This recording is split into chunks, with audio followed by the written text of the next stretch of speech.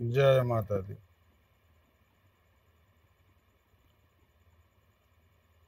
प्रिय भक्तों, आज के समय में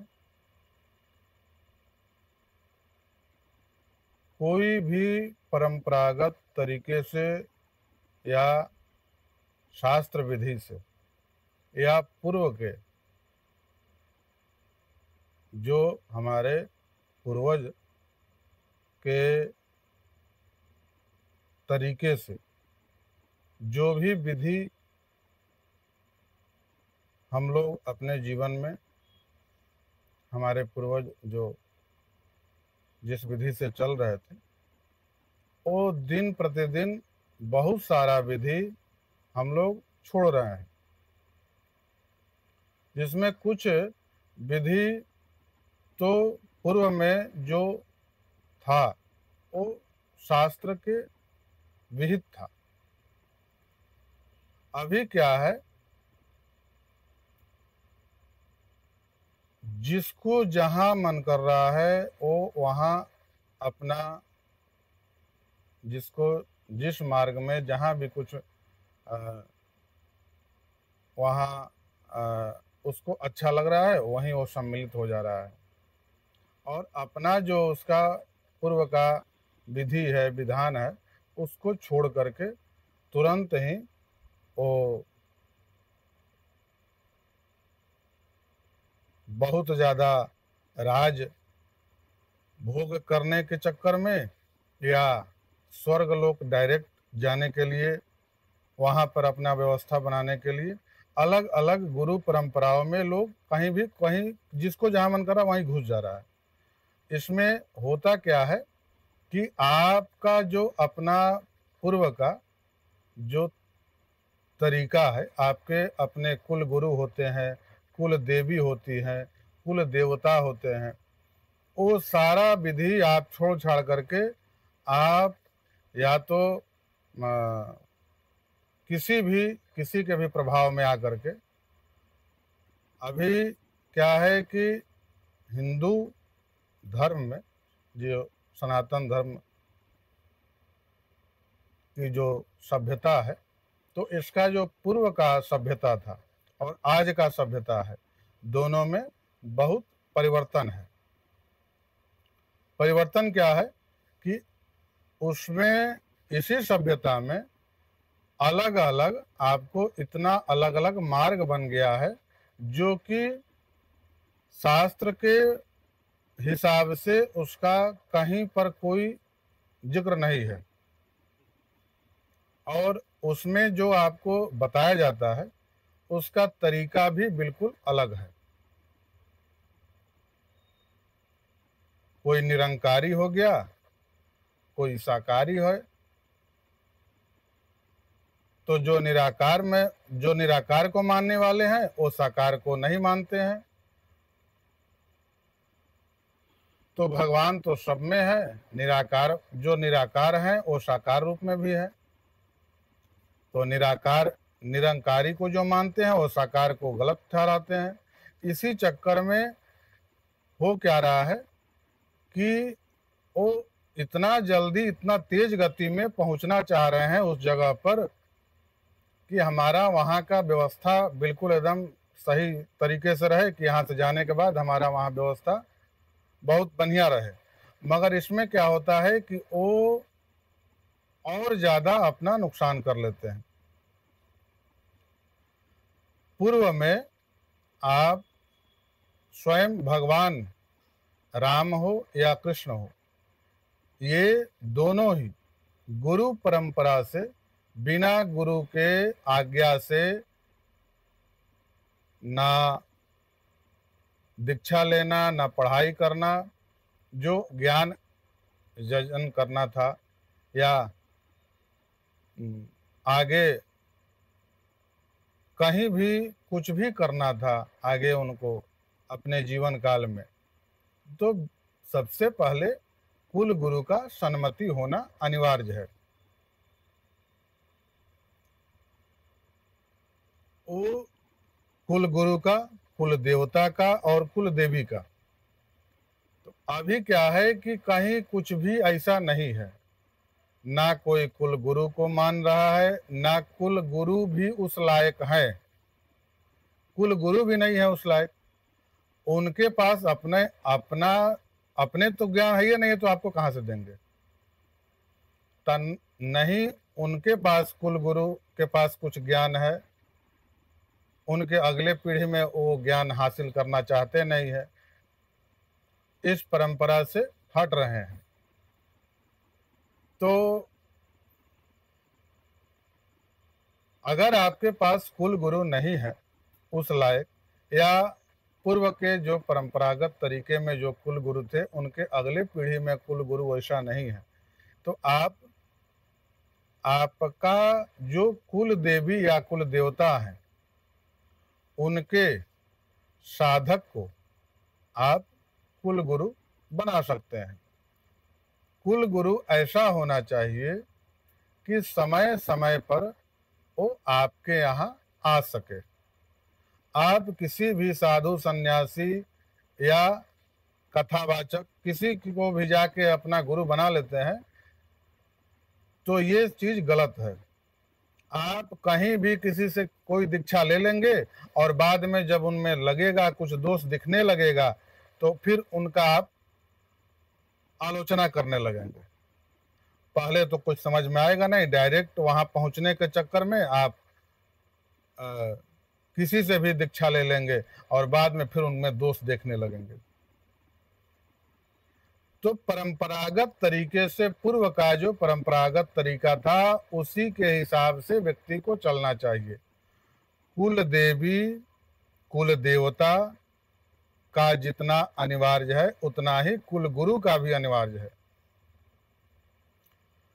आप अपने भोग के और धन ऐश्वर्य के लालसा में कोई चमत्कारी गुरु अगर आप बनाते हैं, या कोई आपको दिखता है कि ये प्रसिद्ध है, प्रसिद्ध जो जिनको प्रसिद्धि मिल गया है उनको अगर आप गुरु बनाते हैं, और नियम है कुछ पुराण में ऐसा बताया गया है कि आपका जो गुरु है,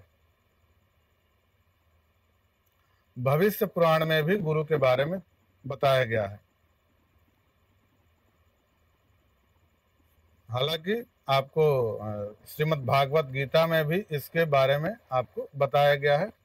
आप ऐसे भी देखिए कि भगवान राम के कुल गुरु,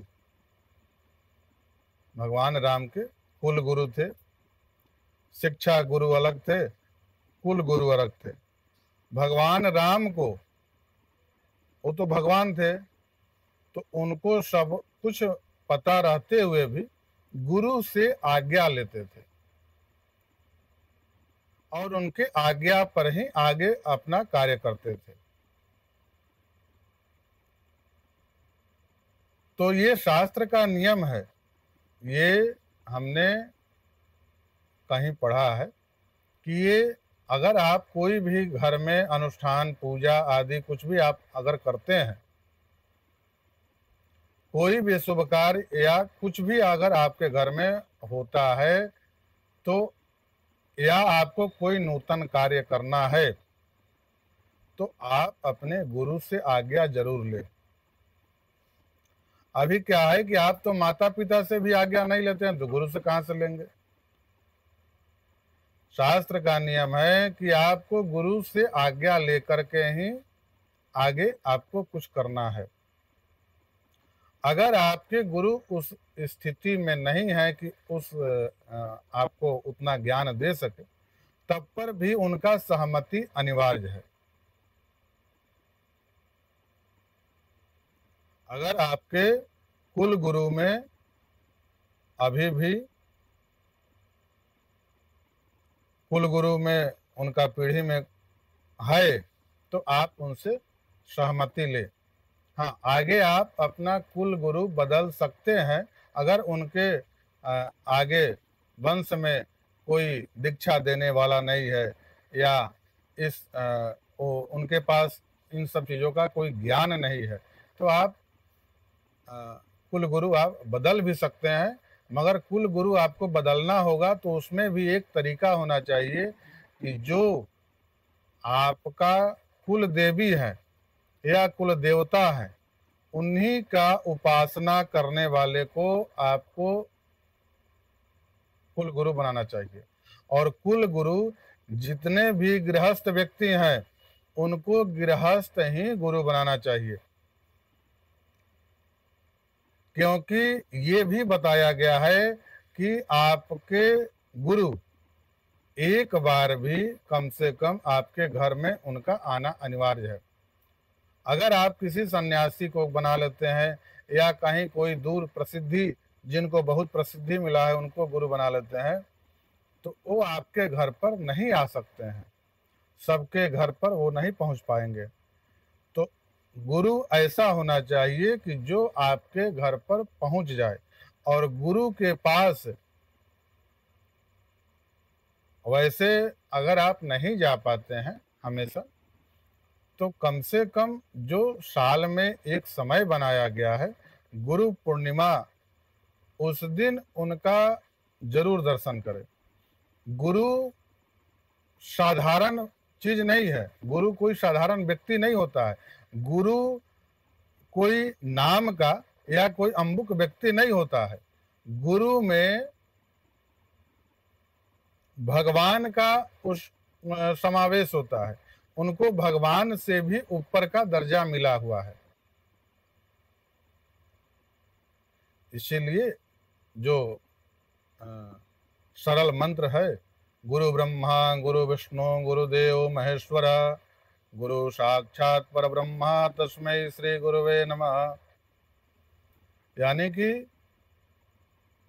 परब्रह्म यानी कि गुरु ब्रह्मा विष्णु महेश, इनसे भी ऊपर परब्रह्म के रूप में आपके गुरु होते हैं। तो गुरु का दर्जा भगवान से भी ऊपर दिया गया है।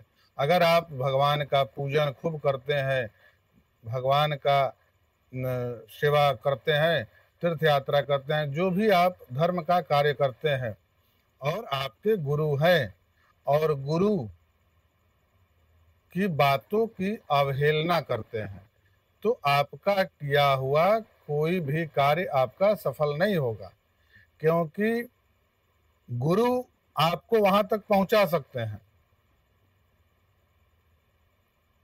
और जो गुरु का अवहेलना करेगा तो भगवान भी उसका पूजा पाठ धर्म वो सार्थक नहीं होगा।